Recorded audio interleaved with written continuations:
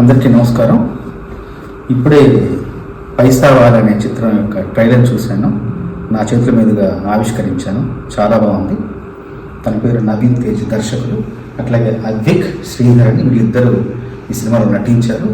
ఇది 5 elements productions మీద, Anuraj entertainments మీద ఈ చిత్రం నిర్మించబడింది. ఇందులో ప్రత్యేకత, ఇందులో విశేషం ఏంటంటే చెప్పొచ్చా లేదా, నోట్ చుట్టూ ఈ కథ అంతా తిరుగుతుందన్నమాట. చాలా చాలా ఆసక్తికరంగా ఉంది. నాకు తెలిసి తెలుగు తెర మీద ఇలాంటి కథ ఇంతవరకు బహుశా రాలేదేమో అనిపిస్తుంది. నేను ఇలాంటి కథను తెలుగు తెర మీద నేను చూడలేదు. అంత ఆసక్తికరంగా ఉంది కథ. ఈ 10 రూపాయల నోటు ఎందరి చేతులు మారుతుంది, ఎంత దూరం వెళుతుంది, ఎలా ప్రయాణం చేస్తుంది, ఎలాంటి మలుపులు తిరుగుతుంది, కథను ఎలా మలుపులు తిప్పుతుంది, ఆ 10 రూపాయల చుట్టూ తిరిగే కథే ఈ పైసావాలా. ఈ 10 రూపాయల నోటు చుట్టూ తిరిగే ఈ కథ 10 కాలాలు ప్రేక్షకుల హృదయాల్లో నిలిచిపోవాలని నేను ఆశిస్తున్నాను. అట్లాగే ఇంకొక గొప్ప విషయం ఏంటంటే, ఇప్పుడు వీళ్ళు ముందు అడిగాను, వీళ్ళు చెప్పారు ఏంటంటే దీని బడ్జెట్ ఎంత అంటే చాలా చాలా తక్కువ బడ్జెట్ అనమాట.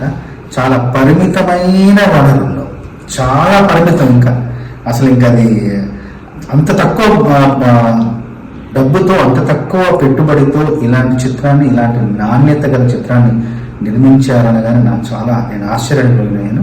పరిమిత వనరులతో, అపరిమితమైన ప్రతిభతో నిర్మించారు ఈ చిత్రాన్ని. ఈ చిత్రం నిర్మించిన వాళ్ళకి, ఈ చిత్రంలో పాల్పంచుకున్న వాళ్ళకి, చిత్రాన్ని దర్శకత్వం వహించిన నవీన్ తేజకి, నటీనటులకి, సాంకేతికులకి అందరికీ మనస్ఫూర్తిగా నా శుభ అభినందనలు, శుభాకాంక్షలు కూడా. ఈ చిత్రం త్వరలో డిసెంబర్ 12న విడుదల కాబోతుంది.